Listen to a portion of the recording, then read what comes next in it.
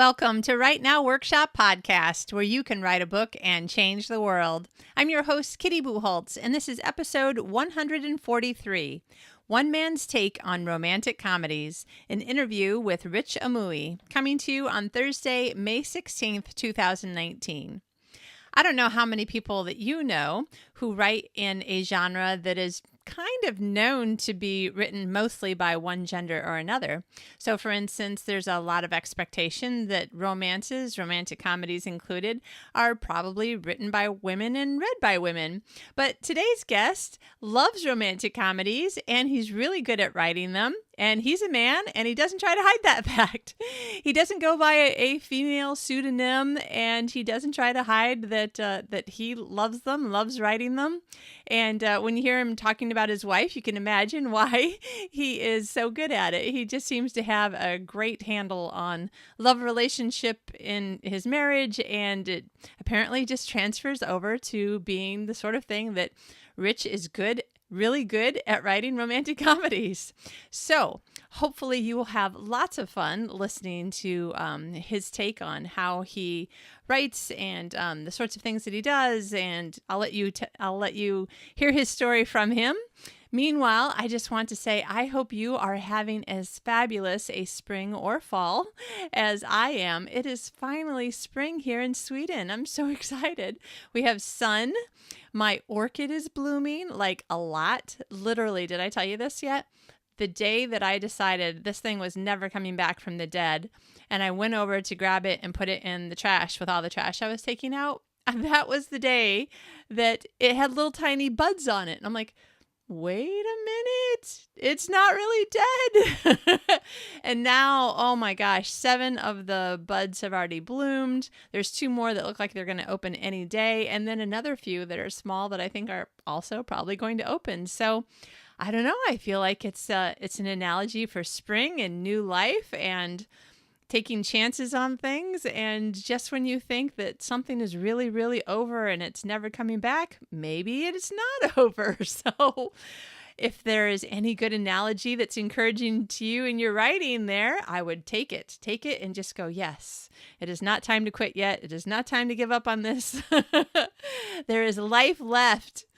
Well, I hope that you are having an excellent day. Get some writing done. I have been very happily getting just a little bit done, but it's more than I was getting done at lunch hours and that sort of thing. And because I promised you that I wasn't going to stop podcasting, then the podcast kind of ends up having to take precedence. But it's been good. And because the light is covering more hours of the day now here in Sweden, I never really feel quite well. No. It's funny, because of the long amounts of light that we have in our days, I end up feeling more tired in the summertime than the wintertime because I feel like I'm not getting enough sleep. On the other hand, I also feel like I'm more awake, and feeling wakeful for more of the day. So I'm not really sure how that works. But it does also make me feel like I might have a little bit more time to add some extra writing into the schedule. So you never know. And have you been talking to anybody else about writing with you, either via Skype or via text or Twitter or in person? Because I'm finding that is working very well for me and some of my coworkers. So give it a try. Remember, John was talking about this a couple of weeks ago as far as different places and times that you can find to write. And you know what? Lunchtime with other people at my work is working pretty well for me. So keep trying things. Keep finding ways to get more words in. I hope that you have a great week. And here's the interview. Today's guest is Rich Amooi. Rich is a former radio personality who now writes romantic comedies full-time in San Diego, California. He is happily married to a kiss monster imported from Spain. Rich believes in public displays of affection, silliness, infinite possibilities, donuts, gratitude, laughter, and happily ever after. Welcome, Rich. Thank you, especially the donuts. I love donuts. You know, and I have to say, one of my favorite donut shops is not too far from wherever in the general San Diego area that you live. It's in San Diego County near Mira Mesa, I think. Mm-hmm. Yes. Well, you'll have to send me the link to their website so I can go check them out because we love donuts. Excellent, excellent. And for anybody who's listening in the San Diego area, you'll have to let me know if Donut Touch really can be beat by anyone else. Because, I'm in Sweden now, so I don't know that we can really have a good conversation about somebody who's better than Donut Touch. But, oh man, I love that place. It's too much. So, are there donuts in Sweden?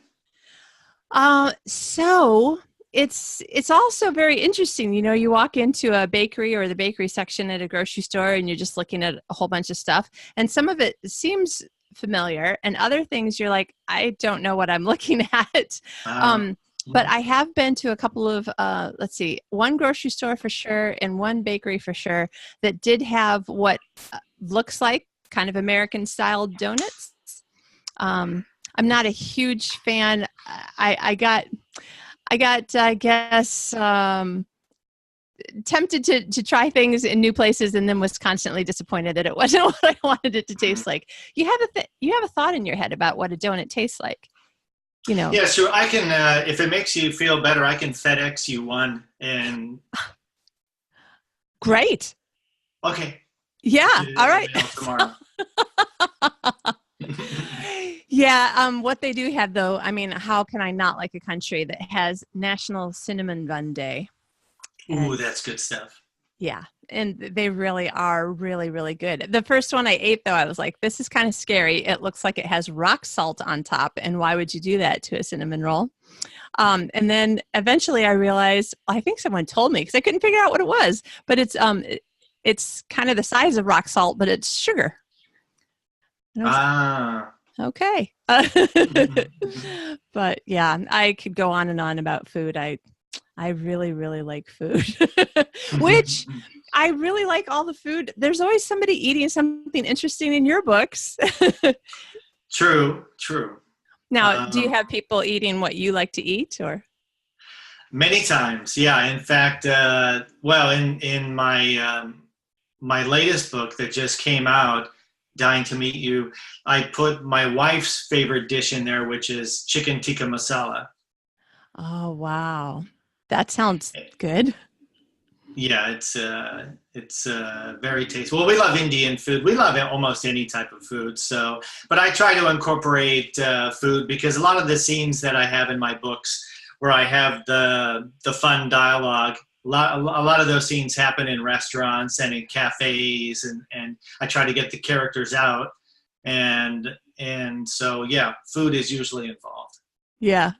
Well, listen, why don't we kind of back up a little bit and start earlier in your career? I'm sure that a lot of listeners will be like, wait a minute, you're interviewing a man who writes romantic comedies? So, because it's probably other people's first question, and I apologize, you've probably gotten this question 1,000 times, but tell us about Rich, who decided to write romantic comedies and how, it's going well for you. So obviously you're good at it.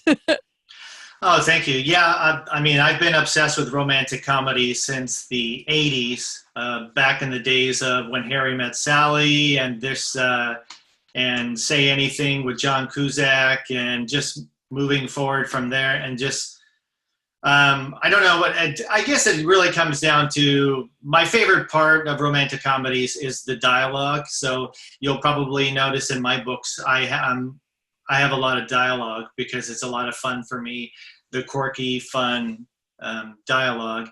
And that hooked me back When Harry Met Sally. That was probably one of the first that I saw. And it was just to have the romance and have the fun dialogue and humor. There's nothing like it. And yeah. I've been a fan ever since. So it's for a lot of people in my family and friends, they're not surprised that I write romantic comedies, but I guess for a lot of women, since this is a female-dominated industry, romance, a lot of women are surprised. Yeah. Well, the thing that I think is so interesting when I'm reading your books is that it feels exactly like I'm making sure I say this in the way that is the compliment that I'm intending. It feels and sounds and gives you the delightful feelings of all the other really good romantic comedies that I love. And yet there's this place where, is particularly when we switch to the male point of view, when it just feels, for lack of a better way to say it, I guess, more real. Like it really sounds like a man's point of view, which I'm like, this is great. I really like it. So that's one of the things that I really like about your books. Oh, thank you.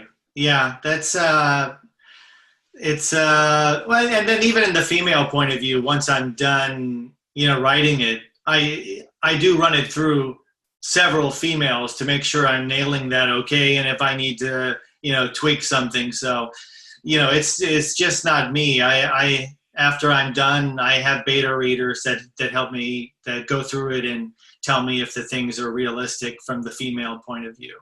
Yeah. So, let's see, where should we start? How many books do you have out? It seems to me we're closing in on a dozen. Are we more than that? Yeah, this latest is now my 14th, I think. Wow, excellent. And I do have like a novella short story also. That's not actually published. I just give it away to subscribers of my newsletter who are fans who follow me. I give it to them. So that's not technically published, but it is a romantic comedy that I have written. Yeah, and that's an excellent marketing kind of direction that we can go in a little bit. So the audience is primarily writers of fiction, different levels, I would say, mostly beginning to intermediate. And I'm always looking for things when you're listening to another writer talk and you're like, oh yeah, or I haven't tried that, or I forgot about that, or how does this person, get through this hard thing, or, the sagging middle, or the plot hole that you can't figure out. So can you tell us a little bit about your process? Are you a plotter pantser, or you've just finished a book, so pretty soon you're going to be starting a new one. How will you go about that? Well, I already started brainstorming and plotting my next one, and I start off with just the idea, although this will probably sound weird to you. Sometimes I've come up with titles of books without knowing what the story is about. I just think of a title, like my fourth book, Mr. Crotchety. That came to me when I was in line at Starbucks, and the woman behind me, I heard her talking to another woman, and she said, "That man sure is crotchety." And I thought, I love that word, crotchety. And then I thought of the man, Mr. Crotchety, and I said, hey, that could be a pretty good title. What could I do with that? And that's when I started trying to figure out, what could I do with that story? Okay, why is he crotchety? Well, maybe he lost the love of his life. Let's do that. It's the love of his life, his soulmate, and now he's mad at everybody. And then I kind of just built it from there, and then decided, what would make him even more pissed off? Why don't I have him meet the happiest woman in the world? Yeah. And just stick her in his face and annoy him. And, eventually they're going to fall in love. But at the beginning, they're going to be butting heads. So yeah. I don't know if I actually have a process every single time, the same process. But typically I just have an idea. Like with my latest book, I had this idea of, what if I have a woman win the lottery and then she finds out she's going to die? Oh my goodness. So that's the premise of my latest Dying to Meet You. And I didn't really know what else was going to happen. I just kind of had that idea. And I thought, okay, now what can I do? And then I start brainstorming and trying to plot. When I started way back in the beginning, it wasn't that long ago. It was about 4.5 years ago when I started really published my first book. Before that, I took some classes at Stanford, and some of the classes were writing short stories. And doing that, I didn't plot or outline anything at all. I just wrote. I had an idea, like let's say the Mr. Crotchety idea, something different. And then I just started writing, and I wanted to see where it took me. Now with my books now, I can't do that because I tried that at the beginning, and I almost pulled all my hair out because it was too mind-boggling to have a book that was 60 or 70 or 75,000 words, and not knowing where it was going and not knowing what was going to happen in the middle or the end. So I couldn't do that with the longer pieces. It worked well with the short stories, but I need to actually sit down and plot the beginning, the middle, and the end, the conflict, the dark moment at the end, what's going to separate them when all the hope is lost and people think, oh no, they're not going to be together, all that. I have to figure that out ahead of time, or it'll take me forever to write the book. Yeah. So are you saying that you'll literally know what all of those steps are before you start writing chapter 1, or do you start writing chapter 1 like when you're mostly sure and you're still going to figure out some of it? I wish I could figure out all of it ahead of time, because it would make my life a lot easier. Yeah. I'm not the best at outlining. My wife, Silvi, she's also an author. She has a couple of books, Silvi Martin. And she's great at outlining. She really digs deep, has the backstory of every character all the way back to when they were a child and all the different things she has everything. She has pictures of them, how she visualizes.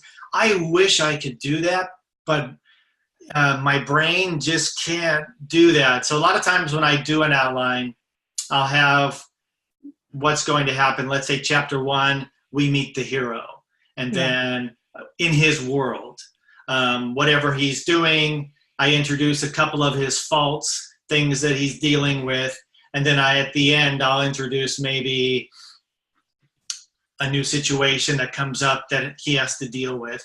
And then chapter 2 might be the heroine, same thing, it's in her world, and I introduce her, things going on, and then something happens, and then typically, not always, in chapter 3 is when they meet. But that's not always the case. Sometimes they meet in the very first chapter, and then go from there. So sometimes the outline will only have 3 or 4 or 5 or 6 sentences about what's going to happen in that chapter, and I don't know everything. Yeah. I wish it could be deeper than that, but my brain can't handle it for some reason. Yeah. And, I try to remind everybody's different. And as you kind of alluded to, a lot of times different books will just be written differently. And the one time that I really was like, okay, I'm going to totally have this organized and outlined, and my agent had some questions about things, and I'm going to get it all figured out. And I ended up with about 100 or 120 pages of outline notes. I already know everything that's going to happen. I'm bored already. I was like, okay, so after some deep soul searching, I have decided I need to at least be slightly intrigued by not knowing what's going to happen next, like when I'm reading. But I also need, kind of the tentpole areas of knowing where I'm going. Yeah, and I think normally when I do it, I don't really have that much information. I know some of the key conflicts and things that are going to happen in the story, but for the most part, I surprise myself many times as I'm writing, and I think of something in chapter 14 that I want to do, but now I have to go back to chapter 1 or 2 and add some things so it's connected to what I did there. So there are a lot of surprises, and but I admire people who can really do those detailed outlines that are just full of so much information. Like my wife, she's amazing the way she does it. Yeah. We might have to get your wife on the show to talk about a different way of writing. She's really good at the outlining.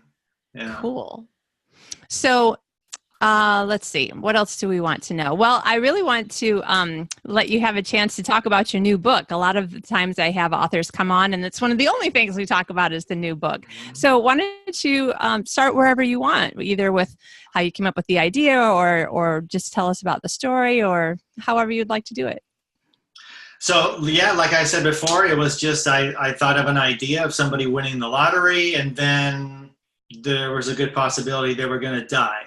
And so it gives people a lot to think about. Okay, so what would you do in that situation if you have $500 million and then all of a sudden, the day you get the check, the doctor says, "Oh, you have 3 months to live." It changes your perspective on a lot of things. So this book was a lot deeper for me. I don't know if you want to know more about the story. I could, okay, here, let me do this. Okay. In a land far, far away. No, just kidding. I love it though. Is that the back cover copy? So I can read the blurb for you if you want. Yeah, let's hear it. Okay, I'll even do my radio voice for you. Perfect, I love it. Okay, here we go. Liz Parker doesn't like surprises, but winning the lottery isn't something she would complain about. Before she has time to think about how to spend her new fortune, she's hit with an even bigger shock than unexpected wealth. She has 3 months to live unless she finds a 1 in a million bone marrow donor. While her medical team scrambles to locate her miracle, Liz throws together a bucket list, charters a private plane, and takes off to see the world. The journey of a lifetime holds even more surprises, including the hunky pilot she's falling for at the most inconvenient time. Will Liz die before she can realize her happily ever after? Or will the universe come through for her one more time? Find out in this humorous tale of true love and adventure. Well done. I think you should hire that voice out. Hey, maybe I can have a career out of it. There you go. All right. I have to say, I was wondering, just because radio to me is very cool. I like radio. How did you move from radio to writing romantic comedies? So my radio career, that was like, when you're a kid, what do you want to be when you grow up? That was it. I wanted to be a radio personality, a DJ on the radio, because when I was a kid, I was obsessed with the radio. I had it on 24 hours a day. So when I was young, I think I was, let me see, 1970. I was about 12 years old. I knew what I wanted to be for my career when I was 12. And because I used to go to the radio stations and hang out and just watch the DJs on the radio through the bulletproof glass and just go, wow, that's so cool. Playing all the music and they're talking, and they were top 40 DJs. Yeah. So that's what I wanted to do. I ended up having a career on the radio for 33 years. Wow. And so it was a great career.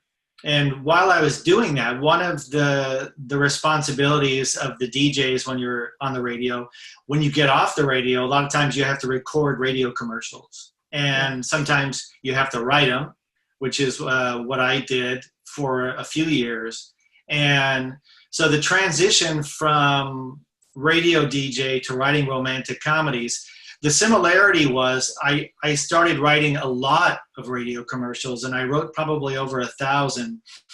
Wow. And my favorite radio commercials to write were the sketches, like the comedy sketches where there are two people talking, and then the product appears while they're talking, and then they live happily ever after. So with that product. And so my wife heard one of my commercials, and it was a comedy sketch radio commercial, and she loved it, and she said, "This is amazing. You should write fiction. You should take some writing classes." And at the time, she was taking writing classes at Stanford University. So I decided, okay, I'll give it a shot. So I took 4 writing classes over the course of a couple of years. And in one of those classes where I was writing the short stories, she read one of my short stories and said, "This is amazing. You need to turn this into a novel." And I was like, how am I going to do that? To turn, 5,000 words into 75,000 words. Yeah. But I did it. That ended up being my first novel, which is called 5 Minutes Late. And that's how it all started for me, going from radio to writing romantic comedies. That's excellent. And you know what? I'm sure that there are people listening who are thinking, okay, so I may well be on the path that I'm supposed to be on, even though it seems like the beginning and the end I want to be are too disparate and like this couldn't possibly be the right path. But who knows what you might be writing that would lead you to a place where more words down on the page, you just get better and better and better at writing until somebody says, this is it. This is the thing that you're really good at right here. Mm-hmm. Yeah, it's true. And it's, you've probably heard 1,000 times, and everybody else, that the most important thing is sitting down and writing, because you can talk about writing and you want to write and you can say, maybe I don't have time to write. But, I know an author who was a truck driver, Wayne Stinnett, and he was on the road 70 hours a week driving his truck, and he had his laptop in his truck with him, and anytime he stopped, he would write. And now he's a full-time writer. He's making more than most authors I know. And I don't know how many books he has now. He must have like 15 or 18 books. I'm not sure. Wow. But he's doing really well. And if he can find time to write, working 70 hours a week, even my wife, she's a full-time Spanish teacher. And when she comes home after teaching all day, she has to correct tests. She has to plan lessons for next week. She has to do all kinds of grading and stuff. And she still finds time she's published 2 books over the last few years. So if she can do it, if Wayne can do it, pretty much anybody can do it. Yeah, I totally agree with you. And I agree with you from the standpoint of having been in the place where I'm doing it and it's working, and having been in the place where I'm not doing it and shockingly, it's not working. Yeah, it's interesting because I've heard this from a lot of people that say, I just don't have the time. I have 2 kids, and I'm either I'm a full-time parent or I'm working full-time, and then I have the kids. I don't have time to do it. And typically, if you analyze their schedule, there usually is a little spot somewhere. Maybe those 2 hours at night when you're watching TV. Well, that's 2 hours you could be writing. So it's all about priorities, really, and discipline. And I'm not saying it's 100% the same way for everybody, but usually if you really analyze things, okay, is watching TV more important than writing? But I know some people, they need that TV to disconnect from their stressful life, but maybe they can exchange the television watching for writing. Yeah, yeah. And even partial breaks, doing I am a huge TV and movie fan. I've already seen Avengers Endgame twice. I saw it twice in the first week. And John and I watch a fair amount of TV, though I have to say that it was a lot easier to bring the number of hours down to a more reasonable level after we gave up TV watching entirely for Lent this year. That was painful, and it made me realize how much we watched. But we got to a place where we were like, okay, 1 hour a day. And then we got to a place where we were like, okay, on these 2 nights a week, no TV, we go right to the writing. So we like talking about the stories that we're watching together. So I'm not saying that it's research or that it's writing related exactly, but we enjoy talking about the stories and what we think is going to happen next and that sort of thing, which is great for all of a sudden. I mean, you can see it in the other person's eyes. This might happen with you and your wife too, since you're both writers. You see that their eyes just kind of go glassy for a minute, and you're like, they just had an idea for something in their own writing. Yeah, and my wife is great to brainstorm with when I'm going over thinking of the stories. She's also my alpha reader, so she reads everything that I write first, gives me a ton of feedback with track changes in the Word document, and then I go through it and make so many changes, and then that's when it goes to my beta readers. So I have different levels of people reading my stuff to help me out, because I can't do it by myself. Yeah, yeah. Yeah, and I think that's pretty true for most writers today, especially we can come back to this in a minute. You have self-published all of your books, right? Yes. Okay. So we'll come back to business and self-publishing and marketing and stuff in a minute. But one of the other things now, you've got one stack of books on your desk for people who are not watching on YouTube, another stack on the couch behind you, and these are all your books. I recognize some of the covers. So where was I going with that? I do this all the time. It's evening in my time. My brain's already been working for a while. Sometimes it makes it hard to remember what was I saying. But the voice that you have in romantic comedy, I mean, it's genuinely just, it makes you laugh and smile and feel light and happy. It's not forced. It seems like it probably comes relatively naturally for you. So what would you say to people who either are writing something with humor, want to write something with humor? Do you have any advice for finding that spot for each person? Well, I don't know if I would say it comes natural and it's always easy, because sometimes I think with any writer, you have those days where it's just not coming out of you, and you're trying. You want to write 2,000 words, and you end up writing 300 because Yeah. it's just one of those things where it's driving you crazy. So the dialogue, I would say, is probably the easiest part for me, because when I'm doing the dialogue, I don't want it to be one-sided, usually, with somebody dominating, whatever it is, the point of view. So when I'm writing dialogue, let's say the guy says something, and then now I put myself in her spot, and okay, what's the best comeback that she could have right now? This to put him in his place. Okay, now what's the best comeback he could have to go, and I go back and forth, but most of the stuff comes from when I'm writing. I try to torture my characters as much as possible. Yeah. And that's where I usually get more humor. So when I'm writing, I say, for any given scenario, let's say they're in here and we already know this character's flaws and what they are trying to avoid, because it brings them pain whenever they think about it or do it. So I try to stick that in their face, because I want to make them uncomfortable.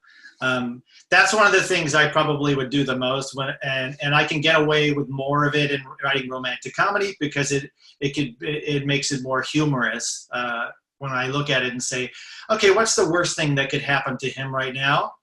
Okay, let's do it. And then putting them in an uncomfortable position, typically I can get a lot of humor out of that. Yeah. Now, on the flip side, you also have lots of situations in your books where the characters are experiencing things that the rest of us consider difficult situations.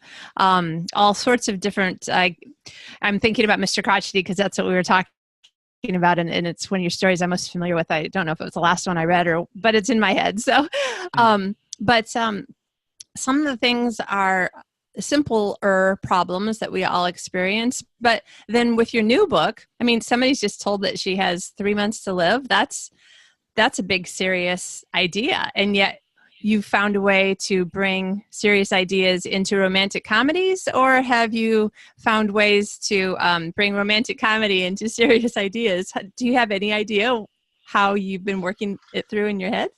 This was one of the hardest books I wrote, just because of the subject. It's about life and death, and to weave in humor in there was not easy when a person thinks they're going to die. So It was not easy for me, really. It was a very, very difficult book to write, but once I was done, it just really came together well.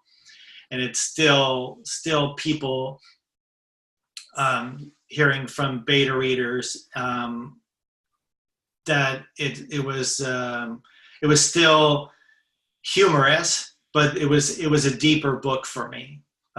Mr. Crotchety was probably one of those too, because it deals with, when you're dealing with cancer, that's one of the worst words in the English language. To say it, it's just, so to write a romantic comedy, then that's in Mr. Crotchety, cancer is the theme that runs through there. It's not an easy thing, but from what I've heard, that it worked out okay and it was received well. But some of the deeper subjects, like death, is it's not easy to weave the humor in there. Yeah. So as we segue a little bit from the writing itself to business, let's see if you have particular thoughts on these two questions.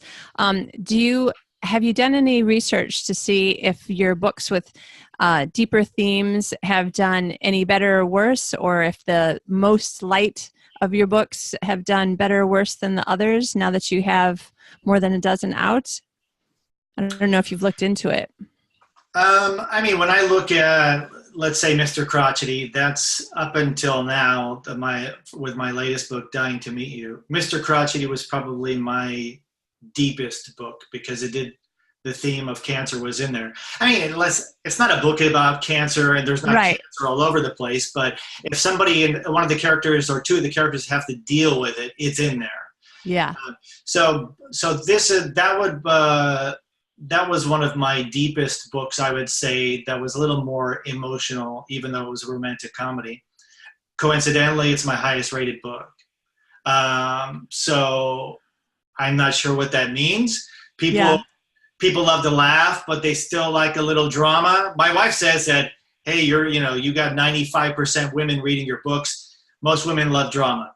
But when you have romantic comedies, most people like to laugh too. So you have to really balance it out. But then I have my second book, Dog Day Wedding, which is probably my romantic comedy that's most over the top. And that one's rated pretty well too, and has a lot of people love that book. But it's the closest I've come to being over the top with my humor, with some crazy situations in it, but it still has done well. So yeah, I don't know. It I could don't really be know how to answer that. Yeah, and it may be that what you're finding is closer to two different sides of the bell curve of your average reader. That here's the group of people who all like your stories. This particular group of them like them when they have this serious element that's being dealt with. This particular group happens to like them more when it's like all like Lucille Ball over the top, or however you would describe it. So it could be just that. Maybe. Yeah, I guess that's possible. I mean, the main thing to keep in mind that even with a more serious topic, it is a romantic comedy and it's still in my voice. Yeah. So it's still going to have a lot of the same feel to it, even though the topic could be a little bit deeper. Yeah.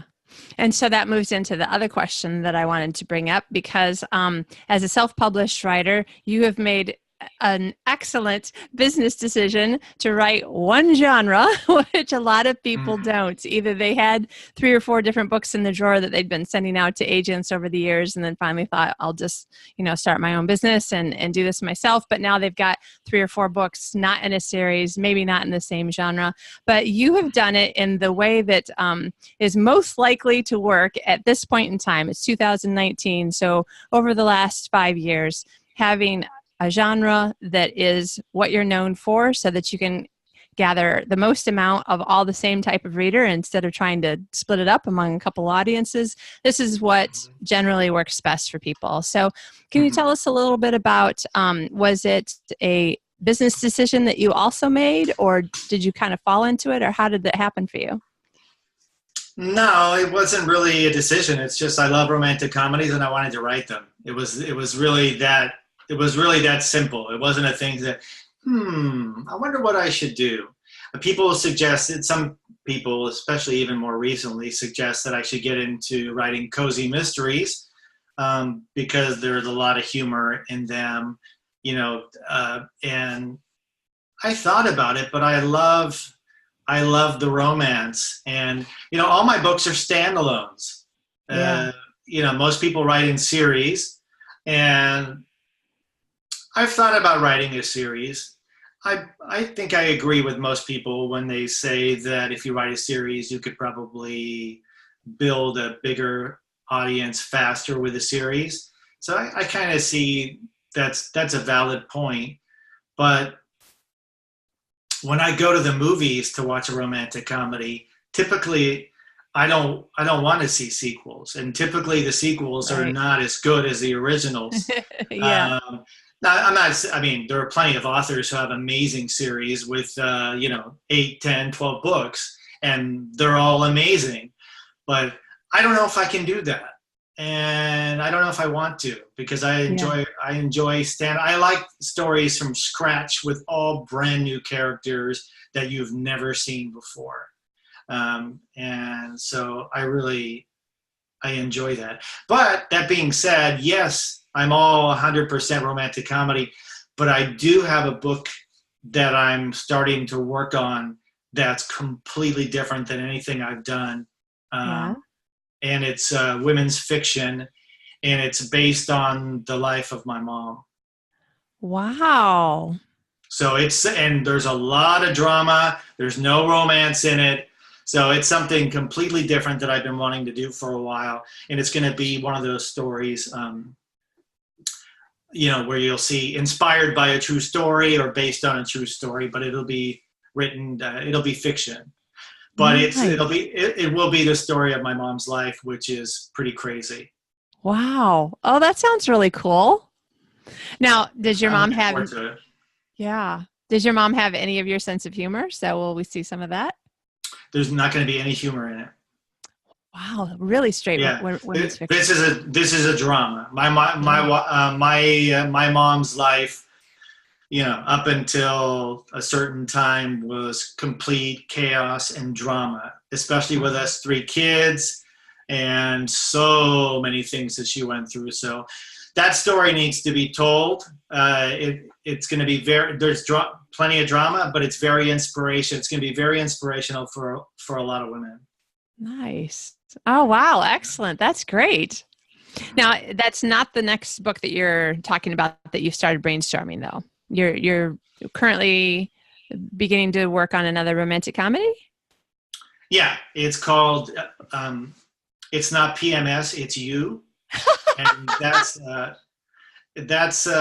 my next one. That will be coming out later in the year. So I'm working on that right now, yeah. Excellent. Now, that was another thing I noticed that you said about 4.5 years and 14 books. So do you have any advice for listeners on, do you think that speed has to do with the number of hours that you put in during the day, or it's just each individual book is different, or you just chose that you were going to have a certain set of deadlines for yourself, or? I always start off giving myself a deadline. Or let's say maybe it's not even a deadline, it's just more of a goal. I want to write this book in 3 months, or I want to write this book before the end of the year, or whatever the goal is. So it really depends on the book, because I had 2 books. You're familiar with NaNoWriMo? Yep. Writing the book 50,000 words, or is it 50,000 words? Yeah. In a month. So my second book, the one that was the over-the-top romantic comedy that got crazy, I wrote that in 1 month during NaNoWriMo. Nice. And it's I think it's like 60-something thousand words. One of my favorite books that I've written, just because I love over-the-top comedy. Crazy. I used to watch the movies Naked Gun and Airplane way back in the day, and I love those movies so much. So I wanted to do something a little more over the top. So Dog Day Wedding, that was one of them, and I wrote that in a month. But then I had a period where it was almost a year before I published the next book. So I do set goals, and sometimes they come out of me fast, and sometimes it's painful. You want it to come out, and it's taking forever. And Yeah. I'm trying to remember one of my books. I don't remember which one it was, that I had a 6-week period where I didn't write a single word. Oh, wow. And it was torture. And it came down to where we talked about outlining. Yeah. I had a very, very, very thin outline for that book, especially the part where I started slowing down. I hardly had any information, and it killed my momentum and my writing. So there was actually a point after a few weeks that I just said, okay, I'm just going to take a break. I'm not even going to think about it. I'm just going to set it aside and focus on other things. And then finally, it came to me what I had to do. I wouldn't call that really writer's block. It was more of just, I didn't know which direction I wanted to go in, and it paralyzed me. Yeah. So it wasn't that I didn't know what to write. It was like I had 3 or 4 options of which way I wanted to take the story, and I couldn't make a decision on which way I wanted to go. So it paralyzed me, and I just left it. And that's why I prefer to have everything down in an outline, and I know which way I'm going. And if I have to make a little tweak in a certain direction, it's going off a little bit, that's okay. But I basically know which way I'm going. Right. And obviously, knowing how your brain works best, that's the way, that's always my advice for people. Like if you are not having, things are not working out, try somebody else's way. I must have tried probably 10 or 12 different, pieces of advice, in literally the sitting down and deciding what to put on the page, whether it was writing in a notebook first, or doing a detailed plot, or staring at a blank wall until it came to me, or I would try everybody's idea, and so then I would find things that worked for me. So like when we're talking and knowing that there are listeners listening, I'm always looking for things I can do to encourage them that if you've got a way that's working, definitely that's the way you should do it. And it sounds like you found your way that works for you. Yeah, and it's like you said, it's different for everybody. So I can't sit here and give advice to somebody and say, you really, really need a deep, thorough outline with backstory on every character, and you need to know everything about them, all of the things they've gone through in high school and as a child and in college, and every relationship they ever had. No, that doesn't work for everybody. It really doesn't.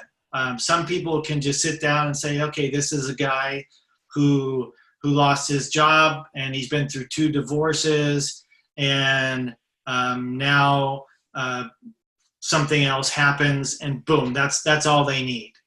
And other people needed a lot more information. So yeah, you're right. There's not one system that works for everybody. And so one of the other things that I wanted to just sort of reiterate as sort of advice for listeners is you wrote what you really wanted to write, and you were good at it because you really wanted to write it. And my guess is those things come together to help create a successful career. Would you agree that that is probably advice that a lot of people may be able to take? I think so. I mean, I do know some authors who write to market, so they're just looking for the latest trend, and they have the brain, the capacity to actually sit down and switch genres and write something that appeals to somebody in a completely different genre. But that's not the norm. Most authors cannot do that, and a lot of times they're making a mistake when they do it. It's I like to think that you should write what you're passionate about and what you really feel the most. But but I can't say that that business advice would work for everybody, because I've seen other authors who can just completely switch genres and write something different, and they're successful. They're doing well at it, but that's not something I can do. I think it's easier if you focus on one thing, especially if you're good at it, and just focus on that. I've also heard advice where people say, write what you know. And I can see that could be valid advice as well. I know a lot about weddings. And so typically, I was a wedding DJ as well. So, oh, wow. Okay. And now I actually switched over. I started, I'm a wedding officiant now. So I just wrote a ceremony script that was kind of more of a romantic comedy ceremony script. And I married them last weekend here in San Diego. Oh my gosh. And it was a lot of fun. And because they allowed me to add humor to the ceremony, the guests just ate it up. They were laughing. They loved it. And it was different than your average cookie cutter wedding ceremony, where much when you go to a wedding, you hear all the same quotes, all the same things. A lot of weddings are boring, which is hard for me to say because I love weddings. But a lot of times people don't put a lot of thought into the ceremony. They just do the typical average generic vows and everything. So anyway, I'm getting off course here, but my point is that writing what you know, I do have a couple of books coming up where, for instance, my second book, Dog Day Wedding. Yeah. That's all, the biggest scene in that book, which lasts like maybe 5 chapters or longer, is the main wedding.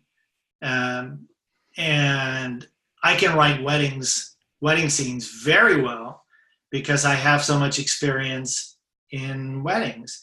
There are people who know how to knit very well and know how to, know how to cook very well. Well, you can write romances that are all surrounded around chefs, and so writing what you know can be valuable advice for a lot of people, I think. Great. I love it. I have to say that as a former accountant, it was a little trickier for me to make that interesting.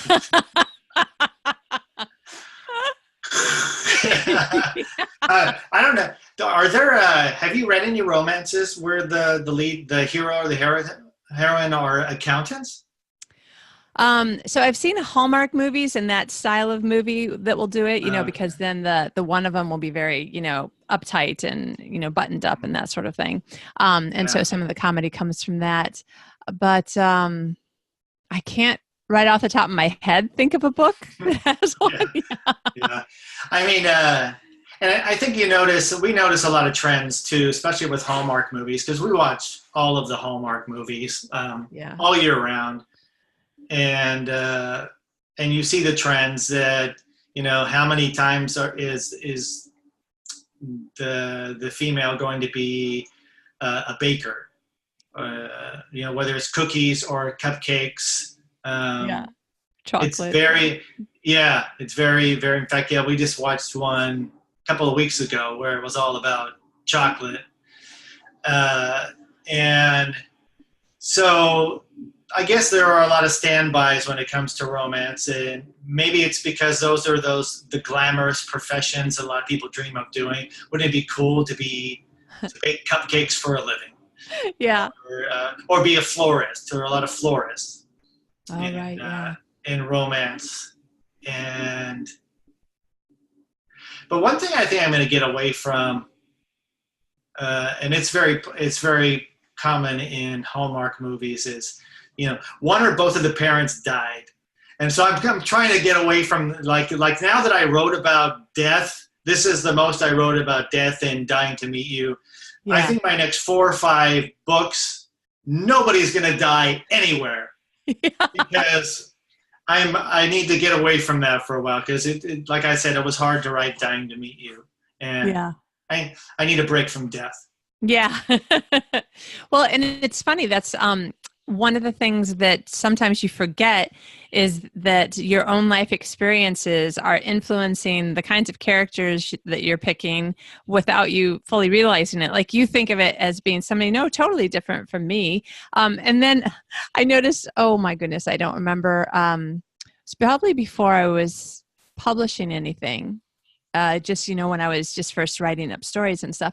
And I was like, this is so interesting. Like none of these characters have parents, but I'm a product of a single parent household. My husband is, and we don't live near our parents. We're not super duper close in the way that you would see in a Hallmark movie. And so I just was never writing about anybody's families. I was writing about their best friends, and their neighbors and that sort of thing, because that was the life that I realized that I was living. I didn't live near any family, and I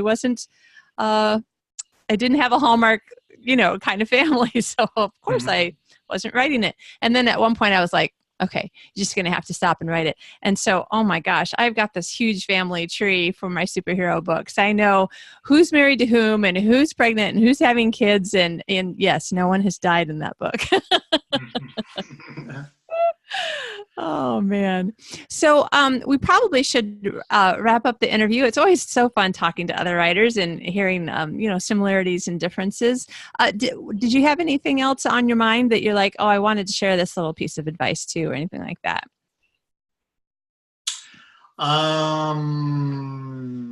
No, I don't think so. I can't think Okay. of it at the moment. Good. Well, that's all right. You certainly have a lot of things that people could read for inspiration and research if they were like, okay, well, how do you write so many different romantic comedies, not in a series or a different standalone book? So I encourage people to go and check out Rich's books. I have several of them on my Kindle. And let's just give another plug for the new one that at the time that this is released has just been out for a few days. Yeah, it's called Dying to Meet You. And Excellent. so that's that's the latest, and you'll find it on Amazon. All my books are on Amazon. So if you just if you have difficulty spelling my last name, just look up Dying to Meet You, or any of my other books. Kiss Me in the Snow or Kissing Frogs is one that if you look at, you'll see all my covers are illustrated. I have an artist in England who does them all, so you'll see the colorful colors. I really like your covers. Yeah. Thank you. Nice. Excellent. And if people want to follow you, find out more about you, sign up for your newsletter, where can they find you? So my website is my name, richamooi.com. And like I said, good luck spelling that. But I can spell it if you'd like, Amooi. But if you want to, if you look up one of my books, you'll track me down online, and you can find me that way. Excellent. Rich, thanks so much for taking the time. I know that you have a busy schedule getting this book out and all the promotion that goes along with it. And then you started brainstorming your next one. So we really appreciate the time. It's my pleasure. Thank you so much for having me.